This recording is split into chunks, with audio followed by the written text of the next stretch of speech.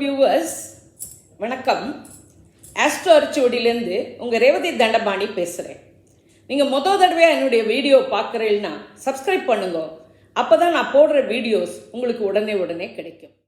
அன்பார்ந்த கடக ராசி, கடக லக்ன, புனர்பூசம் 4ஆம் பாதம், பூசம், ஆயில்யம் நட்சத்திர நேயர்களே, உங்களுக்கான ஜனவரி 2025 மாத ராசி பலன்கள். உங்கள் ராசிநாதன் சந்திரன் 7ஆம் இடமான மகரத்தில் இருக்க மாதம் பிறக்கிறது. மனநிலை தெளிவாக இருக்கும். 2 கூடைய சூரியன் மாத முதற்பகுதியில் 6ஆம் இடமான தனுசிலும் மாத பிற்பகுதியில் 7ஆம் இடமான மகரத்திலும் சஞ்சரிக்கிறார். எனவே மாத பிற்பகுதி அரசியல்வாதிகளுக்கும் அரசாங்க காரியங்களுக்கும் நன்மை தரும். மாத பிற்பகுதியில் பொருளாதாரம் மேம்படும். பண வரவு மாத முற்பகுதியை விட பிற்பகுதியில் நன்றாக இருக்கும். மாத முற்பகுதியில் குடும்பத்தில் இருந்த குழப்பங்கள் நீங்கி பிற்பகுதியில் சுமூகமான சூழ்நிலை நிலவும். குடும்ப உறுப்பினர்கள் ஒத்துழைப்பர். 3-12 கூடைய புதன் மாத முதற்பகுதியில் 6ஆம் இடமான தனுசிலும் பிற்பகுதியில் 7ஆம் இடமான மகரத்திலும் சஞ்சரிக்கிறார். மாணவர்கள் கல்வி கேள்விகளில் ஒரு முறைக்கு பல முறை முயற்சி செய்து திரும்ப படிக்க கல்வியில் முன்னேறலாம். முயற்சிகள் கடின உழைப்பால் வெற்றியாகும். தைரியம் வீரியம் மேலோங்கும். இளைய சகோதரர்கள் ஒத்துழைப்பர். கல்விக்காக விரயங்கள் அலைச்சல்கள் ஏற்படலாம். 4-11 கூடைய சுக்கிரன் 8ஆம் இடமான கும்பத்தில் அஷ்டம சனியுடன் சஞ்சரிக்கிறார். சுக சௌகரியங்களில் சிறிது இடைஞ்சல்கள் இருக்கலாம். வீடு மனை வாகன வகையில் சிறிது பிரச்சனைகள் ஏற்படலாம். தாயின் உடல்நிலையில் கவனம் தேவை. நீண்ட நாளைய ஆசைகள் நிறைவேறுவதில் தாமதங்கள் இருக்கலாம். லாபங்கள் கைக்கு கிடைப்பதில் தடைகள் உண்டாகலாம். மூத்த சகோதரர்கள் முரண்படலாம்.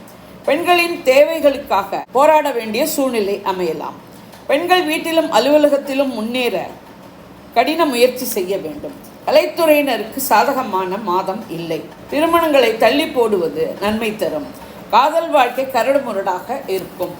5-10 கூடைய செவ்வாய் மாத முதல் பகுதியில் உங்கள் கடகராசியில் நீச்சமாகவும் மாத பிற்பகுதியில் வக்ரகதியில் 12ஆம் இடமான மிதுனத்திலும் சஞ்சரிக்கிறார். எனவே புதிய முயற்சிகள் வேண்டாம். இருக்கும் தொழில் வியாபார உத்தியோகத்தை தக்கவை ஓட்டவும். குழந்தைகள் உடல்நிலை மனநிலை குழந்தைகளின் நட்பு வட்டத்தில் கவனம் தேவை.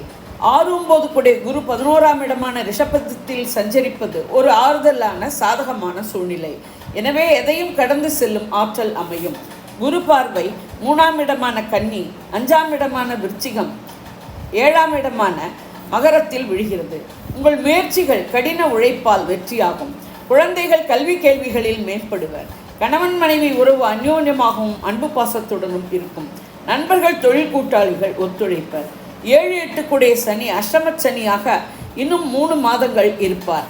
அதன் பிறகு புத்தாண்டு பயிற்சியில் சொன்னபடி நற்பலன்கள் நடக்கும். அதுவரை கடுமையான உழைப்புடன் நேர்மையுடன் சமாளிக்கவும். சனி பார்வை 10ஆம் இடமான மேஷம், 2ஆம் இடமான சிம்மம், 5ஆம் இடமான விருச்சிகத்தில் விழுகிறது. குடும்பத்தில் சுமூகமான சூழ்நிலை நிலவ 3வது மனிதர் தலையீட்டை தவிர்க்கவும். இருக்கும் தொழில் வியாபார உத்தியோகத்திலேயே இருப்பது நன்மை தரும். மாற்றங்கள் நன்மை கொடுக்காது.